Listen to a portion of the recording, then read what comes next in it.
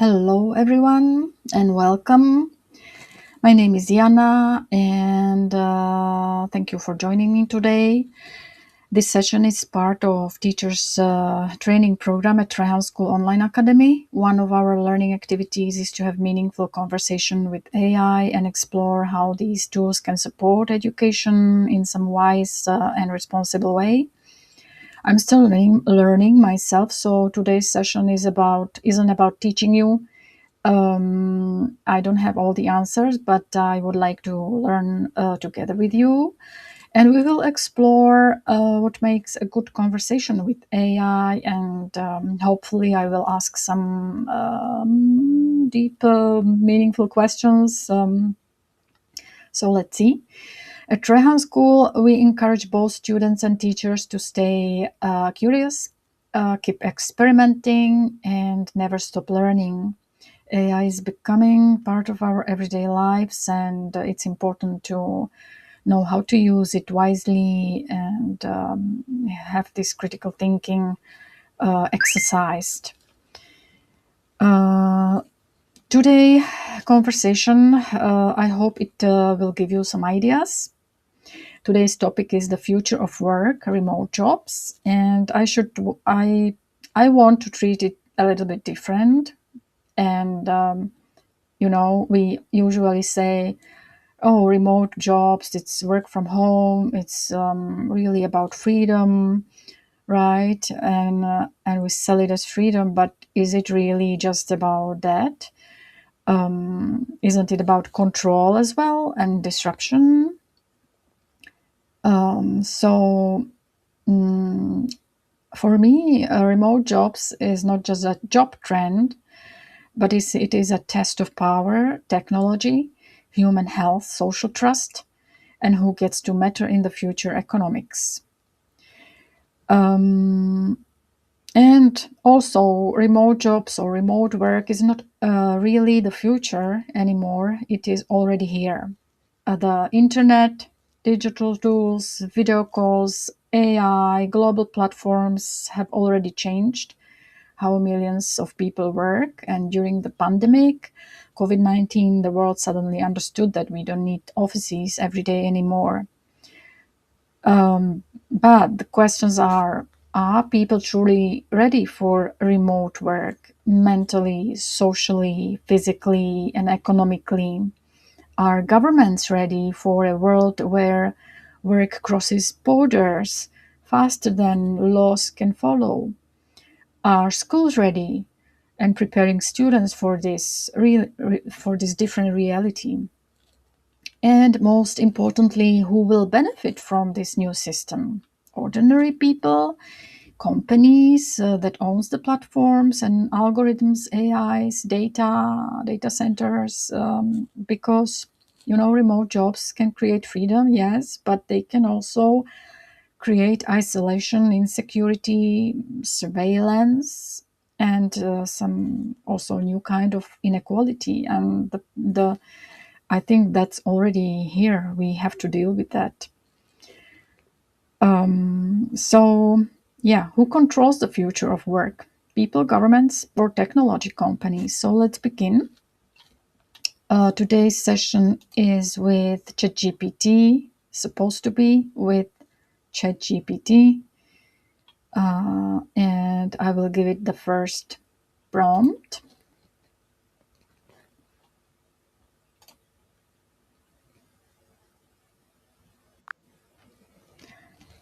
Hello, I want you to act as a critical thinking partner today, and I want to discuss the future of work, remote jobs. But please challenge assumptions, avoid generic career advice, and examine this issue through technology, AI, economics, politics, psychology, society, and ethics. I want us to discuss both sides: remote work as a freedom and opportunity, but also remote work as disruption, isolation, inequality, surveillance, dependence on powerful tech platforms. So please include extreme but realistic possibilities: AI replacing jobs, companies gaining political influence, governments becoming too slow or weak to protect workers, people becoming economically dependent but politically powerless, and the difference between AI development and nuclear weapons development. When something isn't clear, then please try to clarify different viewpoints, show them. Don't give me these vague productivity advices, and be sharp, specific, and honest.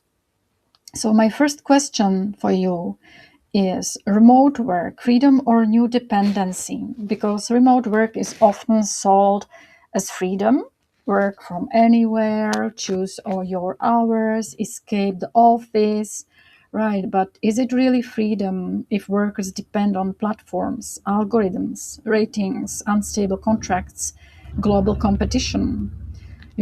So what is your input here?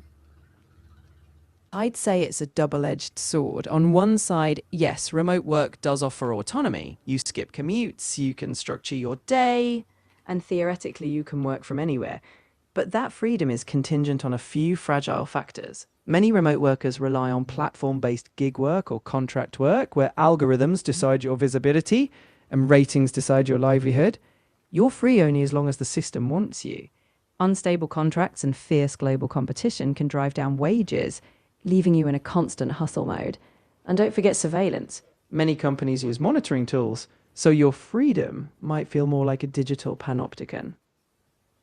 Digital panopticon, yeah, good one.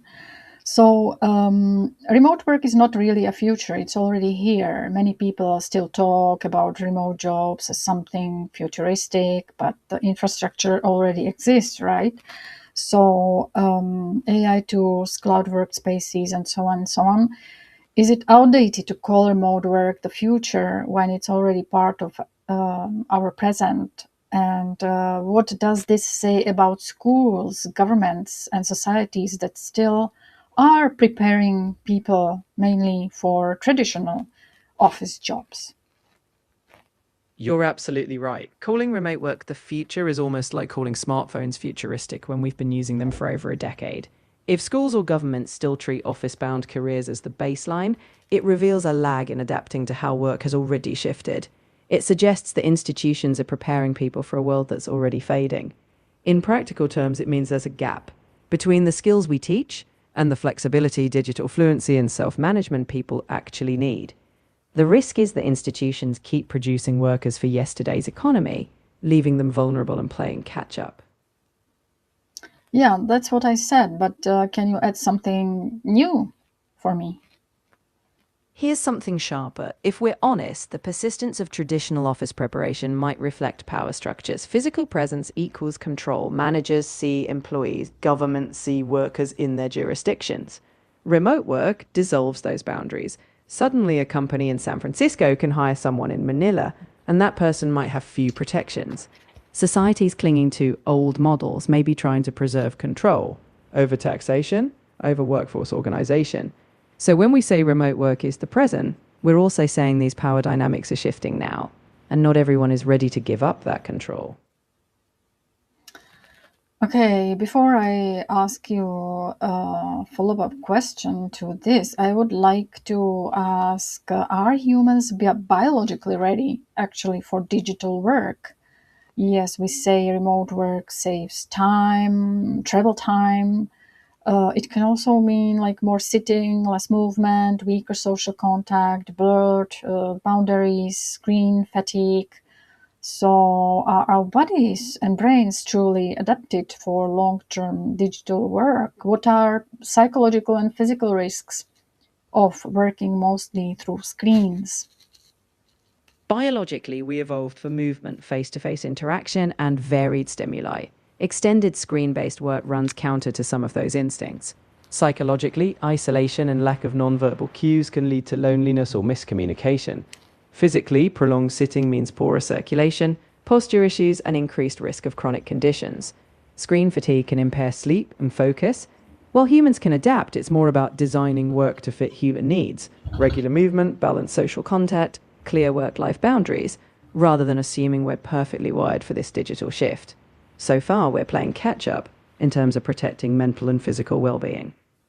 So it will be about catch up again.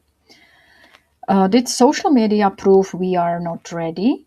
Because internet promised connection. Social media promised connection, right? We connect people around the globe on our Facebook, and it turns out that algorithms they built often reward outrage, comparison, addiction, division, hate, and so on. So what warnings does it give us about the future of remote work and digital collaboration? How must have we be prepared? Social media taught us that digital connection without intentional design easily exploits human vulnerabilities. It shows us that if digital tools are driven solely by profit or engagement, they can amplify our worst instincts: isolation, comparison, and tribalism. The warning for remote work is clear. If we don't proactively design for human well-being, real meaningful collaboration, equitable systems, and boundaries, we risk repeating those patterns. We need to build spaces where trust, inclusion, and even rest are as important as productivity. If not, remote work could easily become another algorithmic trap, efficient but alienating. We must prepare by advocating for ethical tech, mental health support, and digital rights before it's too late. Yeah, what people can do to be ready for communication online, because I don't think they are ready. There is a lot of frustration, hate speech, really. So, how people can get ready for this type of communication online? I think readiness starts with awareness and skill building. People need to understand the dynamics of online spaces, how algorithms amplify emotion, how anonymity emboldens, and how to spot manipulation. But on a personal level, we can practice empathy and digital literacy. That means pausing before reacting, recognizing nuance, and actively seeking context. It also means setting boundaries, knowing when to step away from the screen. And finally, we should advocate for better platforms, ones that reward thoughtful dialogue rather than outrage. It's a mix of personal discipline and collective demand. So, who owns the tools? The future owns the future. Who owns the tools? Owns the future. Because remote work depends on platforms, communication tools, AI tools, search engines, cloud systems, payment systems, hiring platforms. So, if few companies own the main tools of digital work, do they also gain power over the future of employment? And what risks come from depending on private platforms for work, income, visibility, and opportunity? Absolutely, they do gain power. When a handful of companies own the infrastructure, the platforms you need to be seen, hired, and paid, they set the terms. If they change algorithms, fees, or conditions, your livelihood can shift overnight. The risk is that workers become trapped in systems where they have little leverage.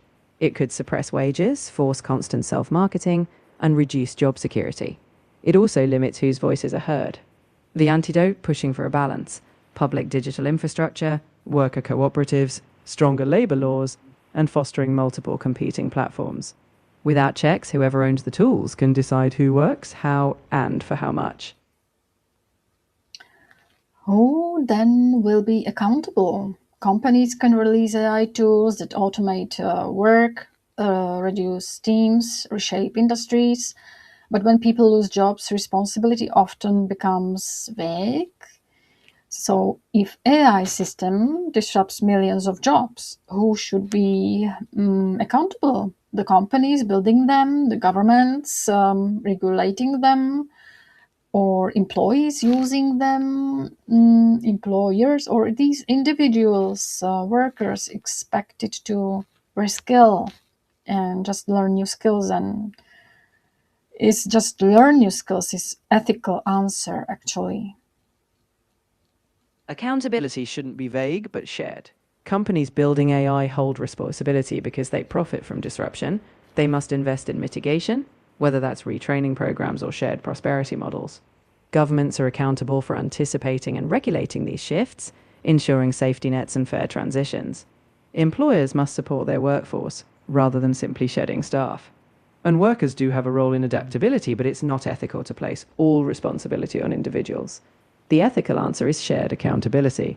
AI adoption must come with social responsibility. If it doesn't, we risk a future where innovation benefits the few while leaving many behind. So the accountability should be shared. But if AI and digital platforms become central to GDP, employment, communication, and education, technology companies may really become more powerful than many governments, actually. So, what happens when these tech companies become economically so important that governments are afraid to regulate them strongly? And could AI companies actually gain political power not through elections but through this economic dependency and lobbying? They absolutely could, and to some extent, we already see this. When tech companies form the backbone of economies, whether through AI driven productivity, digital infrastructure, or employment platforms, governments may fear destabilizing their own economies by regulating them too harshly. In turn, these companies can gain outsized influence through lobbying or controlling key public services. It blurs the line between corporate power and political power. The risk is democratic erosion, when elected officials hesitate to act against entities that have become too big to challenge. The solution? We need proactive global collaboration on regulation, so no single economy is left too dependent. And ultimately, we need to rethink how we democratize control over these essential tools. Yeah, one force that could force government to be more strict uh, are people, right? But people, ordinary people, may become politically weaker if people lose stable jobs and unions weaken. Work becomes global and fragmented, and income depends on platforms. People may have less collective power. So. Um, Exactly. what would this mean for democracy, or how people still can maintain this political power over government? If people lose collective power, like unions or stable representation, democracy can weaken. Governments risk becoming more responsive to corporate interests than to citizens. To maintain power, people need to reimagine solidarity in a digital age. That could mean digital labor alliances, platform cooperatives, or new forms of civic tech that help workers organize across borders. People can also advocate for policies ensuring platform accountability, things like portable benefits, data rights, and worker representation. In short, we have to reinvent collective power for a fragmented digital economy. Otherwise, democracy risks becoming more performative than real. So a country may become richer on paper if AI increases productivity. But if most gains go to few companies and investors, ordinary people may not feel richer. So if AI increases GDP, but concentrates wealth among a smaller number of companies and owners, is that real progress for society? How should we measure success beyond GDP? Because me personally, I measure success of society or state or country by number of poverty or homeless people, amount of poverty in the country. So and of course there are other measures. So how to measure success actually? You're right to question GDP as the sole measure. If wealth concentrates at the top, that's not progress for most people. We need broader metrics. One key measure is income distribution, our gains shared. Another is well being. Look at health outcomes, education access, and life satisfaction. You mentioned poverty. Absolutely, measuring poverty rates or access to basic needs is crucial. We can also track economic mobility. Can people improve their situation over time? And environmental sustainability is key. No success if it destroys the planet. In short, success means ensuring broad, equitable, and sustainable well being, not just bigger numbers. And now I would like to move to artificial intelligence versus nuclear weapons. Why the comparison actually fails here. So, nuclear weapons are terrifying. We all knew what happens when they are used, right? And AI is different because we don't know AGI, like what will happen, right? So people compare this AGI to nuclear weapons, but AI is more dangerous because it is profitable, it is invisible, and already integrated into our daily life. So why might competition around AGI be harder to control than nuclear weapons, actually? The key difference is that nuclear weapons are universally recognized as catastrophic, so everyone has an incentive to avoid using them. AI, though, is incremental and lucrative. Every step promises a new product, efficiency, or advantage. That makes stopping or slowing AI development harder because the immediate rewards are positive. Plus, AI is diffuse, no single button, and it's embedded in tools we use daily. With many actors, companies, governments racing for leadership, it's not just about preventing one catastrophe, it's about managing thousands of choices. Without global cooperation, each player fears falling behind, making restraint far less likely than it was with nuclear arms. Remote work can help talented people in poorer countries access global income, but it can also create a race to the bottom where companies hire whoever is cheapest. So, does remote work actually reduce global inequality by creating opportunities or increase exploitation by making workers compete internationally for lower wages? So, present me some ideas. It's a paradox, right? On one hand, remote work can empower skilled people in lower income regions. A software developer in Lagos or a designer in Manila can access markets they never could locally. That can raise incomes and bring capital into communities that need it. But the flip side is that global competition can drive wages down. Companies may seek the cheapest labor, leading to a race to the bottom. To reduce inequality, we need fair standards like global minimum wage baselines, worker protections, and ethical outsourcing. Without that, it risks exploitation. But with thoughtful policies, remote work could actually be a bridge to greater equality. That's long way to the global minimum wage. How to come there? Like it's like impossible. You're right, it's no quick fix, but even if a global minimum wage feels distant, we can start with achievable steps.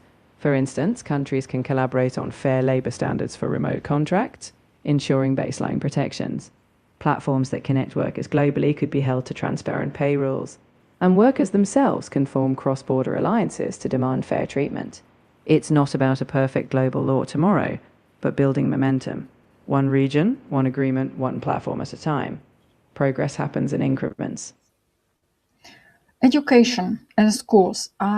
Schools preparing students for this. Students need more than certificates, right? They need communication, self management skills, digital literacy, AI literacy, critical thinking, portfolio building, ethical judgment, and so on and so on. So, what should schools teach if remote work and AI are already changing employment? Which are those most important skills? Tell me. First, adaptability is key. Students learn how to learn because tools will keep evolving.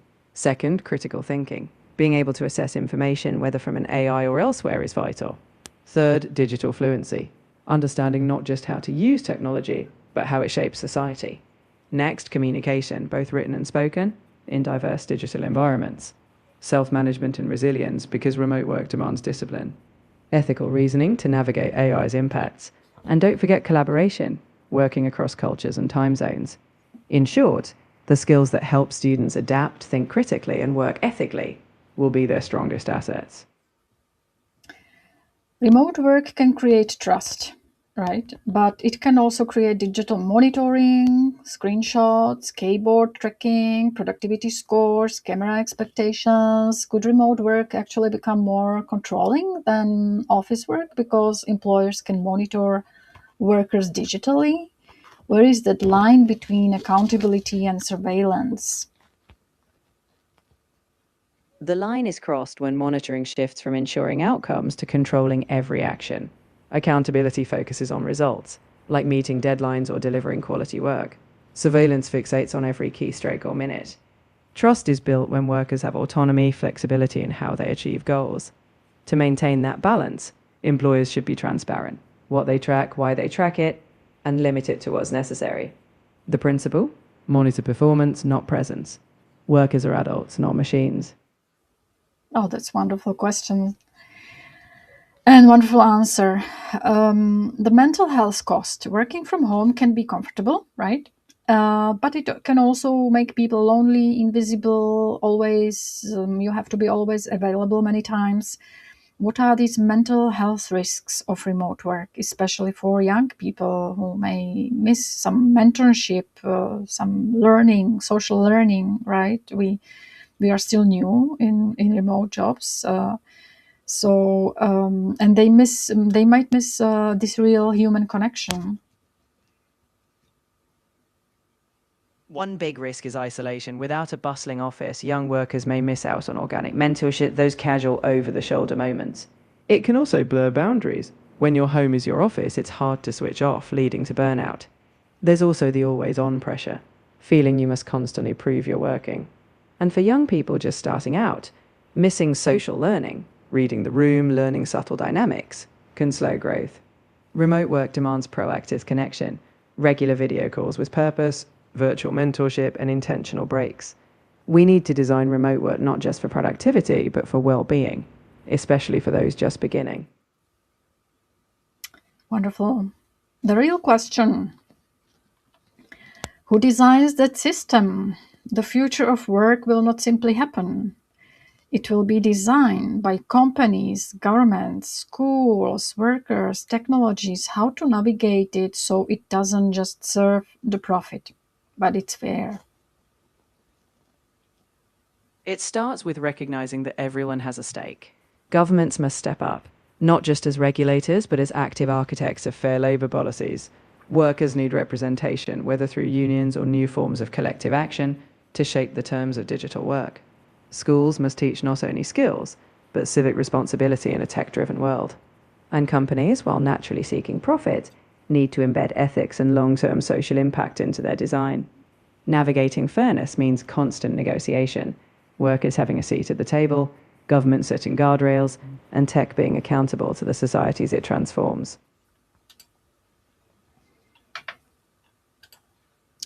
Thank you.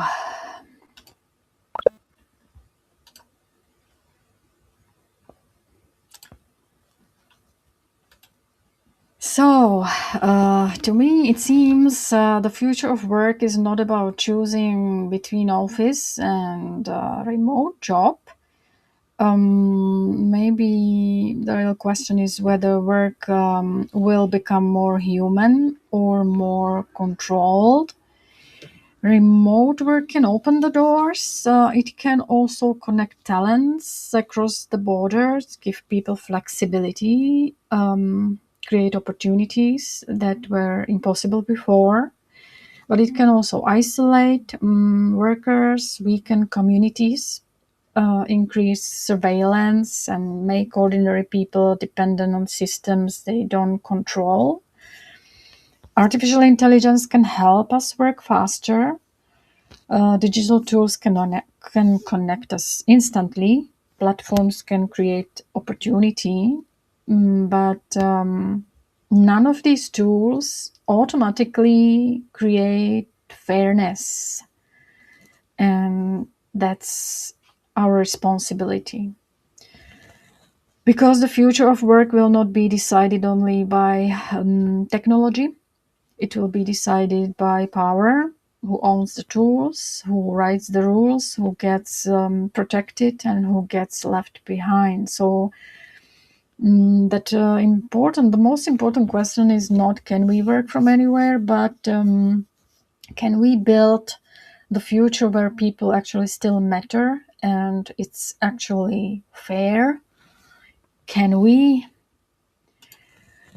And AI would probably give us answer yes, step by step and on many fronts. So I hope we can do it. Thank you for watching. Goodbye.